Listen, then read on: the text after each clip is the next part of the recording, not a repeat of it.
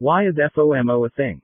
Are you experiencing FOMO right now? In the modern day, FOMO, or fear of missing out, is a significant stressor in people's lives. You're wondering how you are going to make it through life at such a fast pace. Social media posts constantly tell you what your friends are doing, what you should do with your life, and what to buy. People suffering from FOMO have lost track of what's important in life, and you have lost track of what you want to accomplish. If you want to keep your mind and your bank account and financial situation healthy, there are steps you can take to make sure that you have proper spending habits. Missing out on important events or social gatherings is the feeling of being excluded. The term FOMO was coined and popularized by Patrick J. McGinnis in The Harvest, the Harvard Business School's magazine, in 2004. It is often difficult to bring up the subject of money with friends, yet it is one of the most important. I discuss how FOMO can lead to runaway debt and how to avoid it, in this Brandon blog. FOMO and the rise of social media-induced debt. The internet has created a social media engagement platform for bragging. Things, events, and even happiness itself can appear competitive on social media.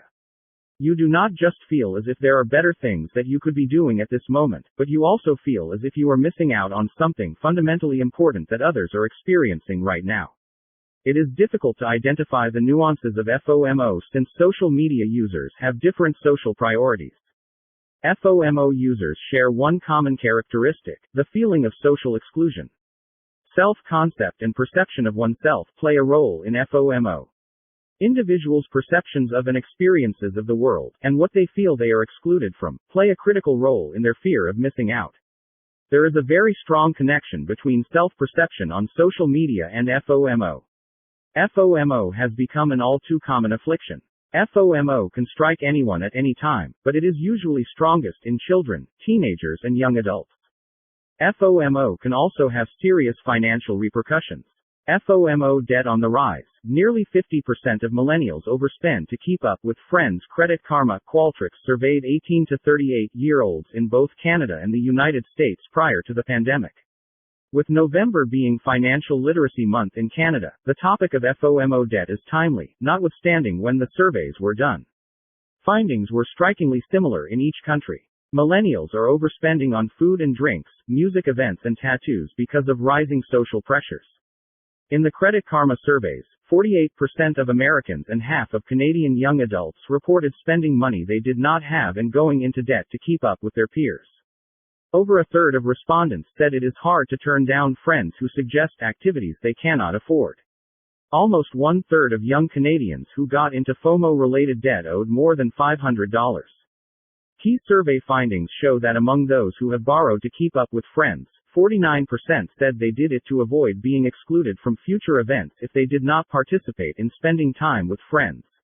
A similar 49% said they didn't want to miss something once in a lifetime or novel in their social lives.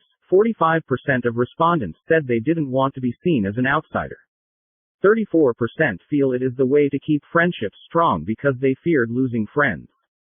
29% feared being judged. According to Credit Karma, the items and experiences that push millennials into FOMO-related debt include social situations requiring the purchase of meals and alcohol, 47%, clothes, 41%, travel, 38%, autos, 15%, body art, 11%, and residential, 9%. In other words, FOMO-related debt is a real problem among young adults. How to avoid overspending due to FOMO. The temptation to think you won't have it later or your friends won't like you if you don't buy it now can be quite strong. This may not always be true. Perhaps you would be better off finding new friends who don't spend money so obsessively all the time. Simply stopping spending is the first step toward overcoming FOMO unnecessary spending. Not forever, just until you figure things out. You might also consider limiting your use of credit cards or even debit cards and making most of your purchases with cash. If you feel FOMO creeping in, you will be less likely to impulse spend. It will also prevent you from incurring more FOMO-fueled debt. You can avoid FOMO-fueled debt by working within your budget and becoming comfortable with saying no to overspending. Having a budget doesn't mean you have to give up every nice dinner or outing, but you have to understand what is within it. I have written on the need for household budgets many times on my Brandon blog. You can prevent FOMO-fueled debt by creating a monthly budget or even a weekly budget. Buying things out of impulsiveness might seem to make us feel better because we're getting what we want right away, but there's actually another side effect to consider. In the end, we pay more interest and fees when we buy items without considering future needs and end up falling behind in monthly payments. Whether you're trying to pay off debt, add to your savings, create an emergency fund for unanticipated events, plan for retirement, or save for a new home, be sure to keep your bigger goals in mind. There's no reason to let your friends get in the way of your longer-term goals, such as paying off your debt, saving for retirement, or buying a house. FOMO summary. I hope you found this FOMO Brandon blog post informative. Are you worried because you or your business are dealing with substantial debt challenges and you assume bankruptcy is your only option? If it is FOMO-fueled debt or too much debt for any other reason, call me. It is not your fault that you remain in this way. You have actually been only shown the old ways to try to deal with financial issues. These old ways do not work anymore. The Ira Smith team utilizes new modern-day ways to get you out of your debt difficulties while avoiding bankruptcy. We can get you the relief you need and so deserve. The tension put upon you is big. We know your discomfort factors. We will check out your entire situation and design a new approach that is as unique as you and your problems, financial and emotional.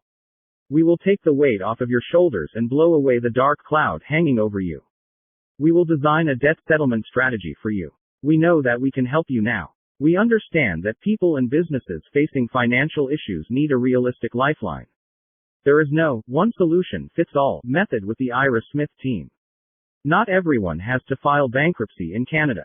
The majority of our clients never do. We help many people and companies stay clear of bankruptcy. That is why we can establish a new restructuring procedure for paying down debt that will be built just for you. It will be as one of a kind as the economic issues and discomfort you are encountering. If any one of these seems familiar to you and you are serious about getting the solution you need, contact the Ira Smith Trustee and Receiver Inc. group today. Call us now for a no-cost consultation. We will get you or your business back up driving to healthy and balanced trouble-free operations and get rid of the discomfort factors in your life, starting now. We hope that you and your family are safe, healthy and secure during this COVID-19 pandemic.